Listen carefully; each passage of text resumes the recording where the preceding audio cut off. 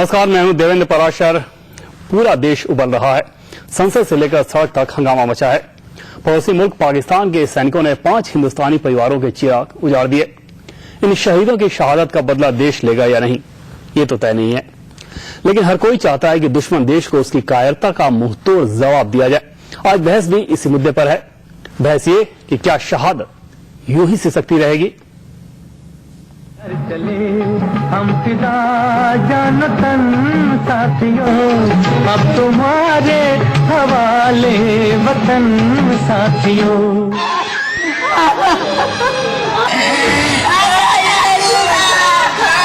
इन आंसुओं का हिसाब कौन देगा? सांस थमती गई, इन चीखते परिजनों को कौन समझाएगा? कौन समझाएगा कि जो हुआ वो हमारी राजनीतिक इच्छा शक्ति के कमजोर होने की वजह से हुआ? वरना क्या मजाल थी कि पाकिस्तान की सेना हमारी सीमा में घुसकर हमारे सैनिकों का सीना छलनी कर देती। रहा बाजुपन साथियों, अब तुम्हारे हवाले वतन साथियों। कर चले पाकिस्तान के कायरों ने 5 हिंदुस्तानी महिलाओं के माथे का सिंदूर उजाड़ दिया, कई मासूम बच्चों को अनाथ कर दिया, माओं के आंचल को सूना कर दिया, बूढ़े बाप की लाठी को तोड़ दिया। वो कायर हमारे सैनिकों के सीने छलनी कर गए और हमारी सरकार चुप है। उनके मातम पर मनमोहन सरकार मौन है। किसी के पास कोई जवाब नहीं। सवाल है, इन 5 शहीदों की शहादत क्या यूं ही मौन रहकर याद की जाएगी? क्या यूं ही हमारी सरकार पड़ोसी मुल्क की कायराना हरकत पर खामोश रहेगी? दुश्मन देश के इस हमले ने पूरे देश को हिला दिया। 5 परिवारों के शूरवीरों की शहादत पर पूरा देश उबल रहा है। संसद से लेकर सड़क तक सवाल किए जा रहे हैं। पाकिस्तान की सेना को इस घटना के लिए पूरी तरह दोषी ठहराया था, लेकिन रक्षा मंत्री ने शहीदों के घर वाले सरकार की नाकामी पर सवाल उठा रहे हैं। अगर हम सेना होते तो पहले हम राजनेताओं को पहले मारते गोलियां, उसके बाद पाकिस्तानियों को मारते। हमारी सरकार जो है वो निकम्मियों की सरकार है। इस हमले में बिहार के 4 शहीदों ने कुर्बानी दी है। सारण जिले के समहोता गांव के रहने वाले शहीद प्रेमनाथ उन 5 शहीदों में एक है। प्रेमनाथ 1997 में सेना में भर्ती हुए थे और अगले साल वो सेवानिवृत्त होने वाले थे। 2 बेटी और 1 बेटे के पिता प्रेमनाथ का परिवार इंतजार ही करता रह गया और उनकी शहादत की खबर आ गई। मोबाइल पे कॉल आया उनका कंपनी से और बोला गया कि क्या नाम है, ऐसे ऐसे सब पूछा गया। उसके बाद ये बताया गया कि आपके बड़े भाई जो है वो मुठभेड़ में अथी हो चुके हैं, शहीद हो चुके हैं। छपरा के ही शहीद रघुनंदन प्रसाद ने 2 साल पहले देश की सेवा का बीड़ा उठाया था। 3 भाइयों में सबसे बड़े रघुनंदन का परिवार देश सेवा में पहले से ही था। उनके पिता अशोक प्रसाद सेना से ही रिटायर हुए थे, लेकिन इस परिवार के बेटे को इस तरह कुर्बानी देनी पड़ेगी ऐसा किसी ने नहीं सोचा था। मुझे गर्व है उसकी शहादत पर, लेकिन मुझे बहुत दुख है और मेरे भीतर में आक्रोश भी है। यह निकम्मी सरकार ये हमारे सैनिकों को आगे नहीं बढ़ने देती। सैनिक चाहते हैं कि युद्ध करके मैंने पाकिस्तान को मनमटिया मेट कर दे, लेकिन ये सरकार जो है हाथ रोके हुए है। हमारे सैनिक मारे जा रहे हैं। दानापुर के बिहटा के ठेकहा आनंदपुर गांव के शहीद विजय कुमार पिछले 10 सालों से देश की सेवा में कार्यरत थे। देश की सेवा में विजय कुमार की कुर्बानी की खबर जैसे ही आई, पूरा परिवार सदमे में आ गया। रो रो कर पूरे परिवार का हाल बेहाल है। छोटे छोटे बच्चों के सिर से पिता का साया उठ चुका है। भैया कहाँ भी जाइए भैया, कौन बताया आप लोग? विजय भैया कहाँ, हम विजय भैया कहाँ?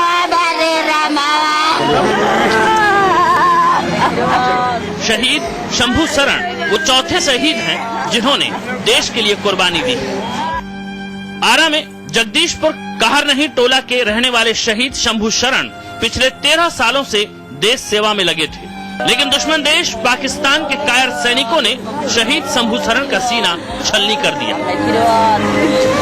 घटना है एक भेड़िए का काम है जो है देश का दुश्मन है। तो बीजेपी सरकार से कहते हैं कि हमको बुलाए और मैं एक बार अपना फिर इस बुढ़ापे में जलवा दिखा। जमती गई नब्ज जमती गई।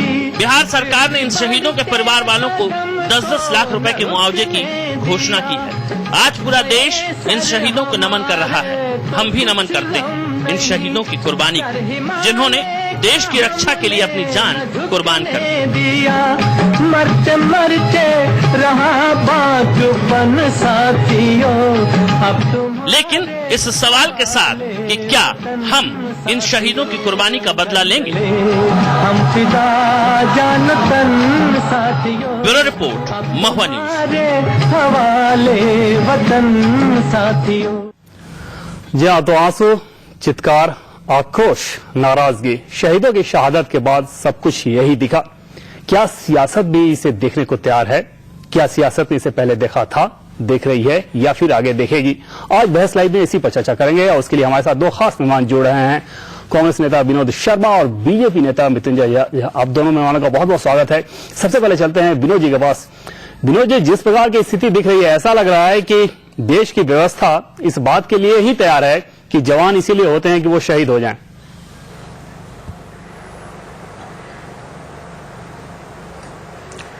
देखिए, निश्चित रूप से बहुत ही अभी दुख की घड़ी है और पूरा देश मर्माहत है इस घटना से। और निश्चित रूप से सरकार, प्रधानमंत्री और रक्षा मंत्री भी चिंतित है इस घटना से। और निश्चित रूप से यह बार बार ऐसा हो जा रहा है पाकिस्तान के द्वारा आश्वासन के बाद कि वो इस तरह की गलती नहीं दोहराएगा। तो निश्चित रूप से भारत सरकार ने आज उनके राजदूत को बुलाया है और हिसाब मांगा है कि आप क्या चाहते हैं।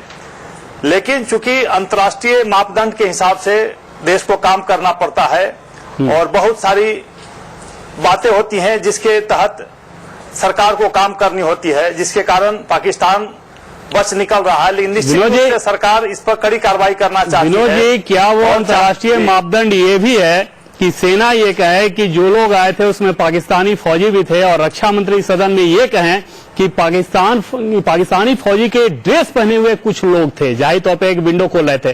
क्या ये भी अंतर्राष्ट्रीय मापदंड है कांग्रेस की नजर में, यूपीए सरकार की नजर में? देखिए जी, नहीं, देखिए, रक्षा मंत्री ने अपने बयान को निश्चित रूप से कहा था, लेकिन उन्होंने इस बात को कहा कि हमें जो सूचना मिली उसके आधार पर मैंने रखा था।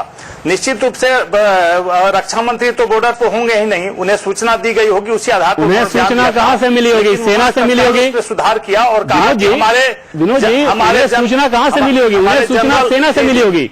एक रक्षा मंत्री, सेना जिसको रिपोर्ट करती है, सेना के बयान में ये कहा जाता है कि वो पाकिस्तानी फौजी थे, जम्मू में वो बयान दिया गया, और यहाँ पर रक्षा मंत्री कुछ और कह रहे हैं। जाहिर तौर पे ये सीधे दिख रहा है कि अगर सीमा सुरक्षा की बात की जाए तो यूपीए सरकार की रणनीति कितनी लचर है।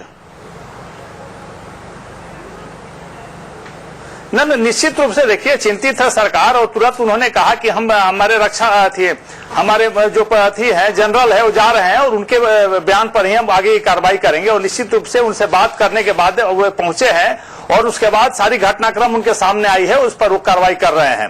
और जो कुछ ये घटनाएं हुई हैं वो 24 घंटे के बाद आनी चाहिए। एक दिन पहले वो सदन में बयान देते हैं। जिस दिन उन्होंने सदन में बयान दिया मंगलवार को, उस दिन भी ये कह सकते थे कि पहले आर्मी चीफ जाएंगे, उसके बाद हम पूरे मामले की तहकीकात करके कोई बयान देंगे। दूसरी बात कि जो इंफॉर्मेशन उनको मिला होगा, मिलना चाहिए कम से कम, वो सेना के मार्फत ही मिलना चाहिए। सेना ऐसा तो हो नहीं सकता कि जम्मू में कोई और बयान दे और रक्षा मंत्री के पास कोई और बयान भेज दे। जाहिर तौर पे उसमें विदेश नीति का जो मसला आता है वो कहीं ना कहीं घालमेल दिख रहा है रक्षा मंत्री के बयान में।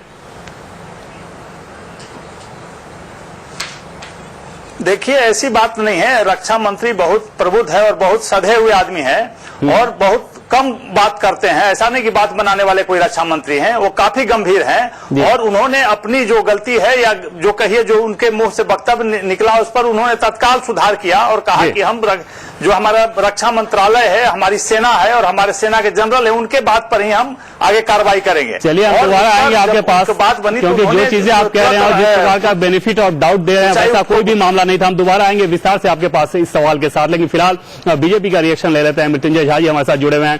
मृत्युंजय, ये क्या बीजेपी को ऐसा लगता है कि 4 जवानों की शहादत हुई और ये मौका है जिस पर सियासत को चमका लेना चाहिए? देखिए, ये सियासत के समय नहीं है। आज देश की परिस्थिति क्या है? पिछले 8 जनवरी को 2 सैनिकों के गर्दन काट लिए जाते हैं, उस पर केवल कुछ दिन तक लिपापोती करके बाकी कुछ उसका कमेंट्स नहीं आता है, कुछ में प्रतिक्रिया नहीं होती है। और आज फिर 6 तारीख को घटना घटती है। ये किस प्रकार की परिस्थिति है? मुझे लगता है कि एक तक सदन के अंदर में अभी अपने पीठ ठोकने का काम कर रहे थे हमारे साथी मित्र।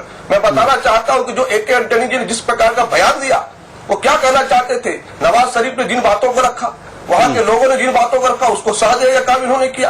एक तरफ वो कह रहे हैं कि भाई सेना के जनरल, जो सेना के माध्यम से सूचना है, वो सूचना में स्पष्ट है कि वो पाक के सैनिक थे, सैनिक के साथ कुछ आतंकवादी भी थे। और इन्होंने क्या कहा? एक बार स्टेटमेंट देते हैं कि वो आतंकवादी थे, फिर कहते हैं कि आतंकवादी जो है वहां के सैनिक का ड्रेस पहने हुए थे। लेकिन इस प्रकार के आप पाकिस्तान के लोगों को साथ देने का क्या मतलब है? बिहार के लोग, पूरे देश के, अगर आपके नेता यशवंत सिन्हा जब इस मसले पर बोलने के लिए खड़े हुए और उस समय तक एंटनी साहब का बयान नहीं आया था, उस समय वो ये कह रहे हैं कि कांग्रेस का हाथ किसके साथ है, क्या पाकिस्तान के साथ है? आपको लगता है कि ये वो मौका था, ये जो जवानों की शहादत थी, या उसने ये मौका दिया बीजेपी को कि ऐसे सवाल उछाले जाने चाहिए थे? नहीं, सवाल इसलिए उठ रहे हैं, प्रश्न तो उठना स्वाभाविक है ना। एक तरफ देश की परिस्थिति इस प्रकार की है कि पाकिस्तान के द्वारा 188 टाइम्स वो प्रयास कर रहा है। 57 टाइम डायरेक्ट उन्होंने इस प्रकार का काम किया है, घटना को अंजाम दिया है। उसके बाद भी अभी पिछले दिनों 2 अपने सैनिक के गर्दन काट दिए जाते।